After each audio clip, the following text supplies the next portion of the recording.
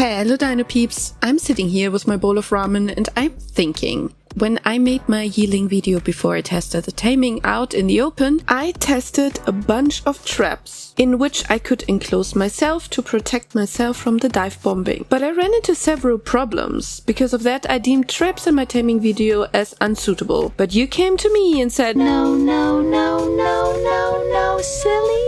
Traps do work. So why didn't mine work? In my test, the Yi Ling lost interest as soon as I was in the trap. My trap was a 3x3 big square, and while it tried to shoot me in the beginning, it just disappeared after a few attempts and flew off. I assumed it was from losing sight for too long, so the visibility needed to be optimized. Then I had the Yi Ling getting stuck in my trap. When I switched the normal door openings to double door ones, the Yi Ling would simply fit through them. And when making the walls higher and switching back to the single frames, the Yi Ling would try to get into it from above, and then simply would be stuck until I disassembled the trap partially. I experimented with a round or hexagon trap with bigger success. My intuition told me that a round trap might be better for a creature with a circle attack pattern, and I experienced quicker taming and less de-aggroing. But why does this one work and why was the square one less reliable?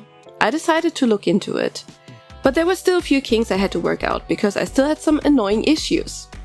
Getting stuck on structures when trying to enter the trap can take important seconds from you, making the trap as accessible as possible when you have to be fast. I did this by using ramps in the entrance when possible or sinking the initial foundation as close into the ground as possible.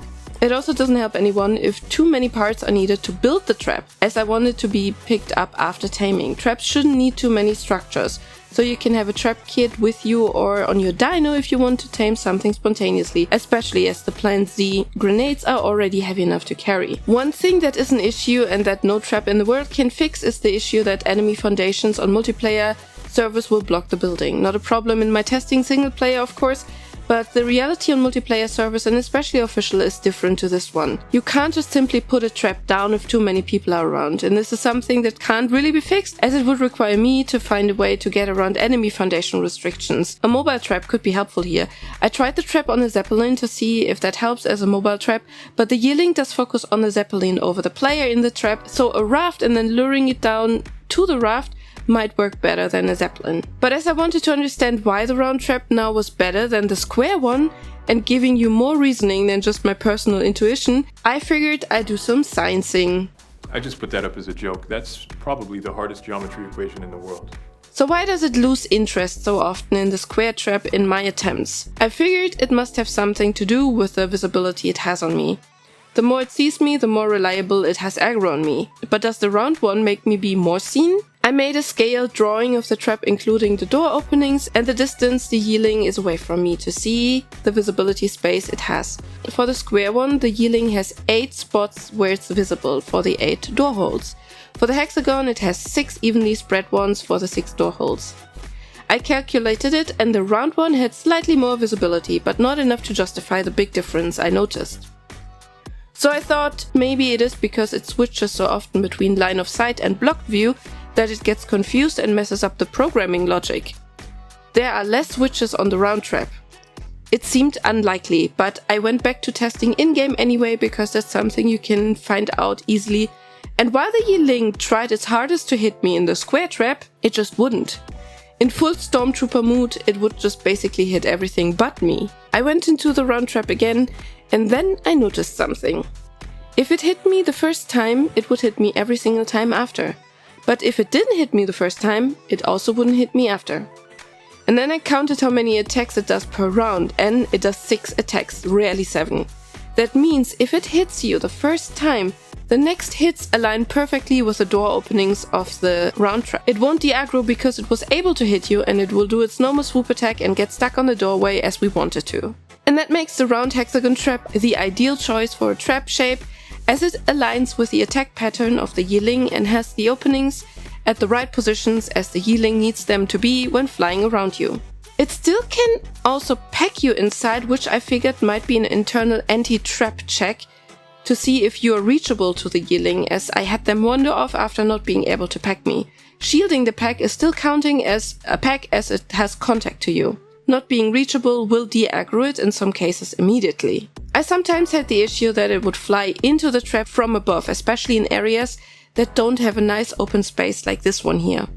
To solve this, I decided against a ceiling as I wanted to optimize for successful attempts and not for my personal safety. I used the angled triangle roof on the edge of the door frames because then if the yearling flies too high, it will hit it and then slide down the door opening for you to stun them. In the final low budget version of this trap, which I recommend you to use, it uses 1 foundation and 5 triangle ceilings as the base. It still works the same way as the 6 foundations, but it not only is cheaper, but it can also be picked up just by removing the 1 foundation. It will give you the whole trap in your inventory. Cleaning up made easy. And this will make taming the yearling for you for sure easier. And thanks to math and science, we also found the perfect trap shape to optimize getting hit by the yearling. I'm not good at math, just good at geometry. I hope the setup helps you to tame your own breeding group, and I'm now also showing you how a tame would work in the round trap, so you have an idea how to use it.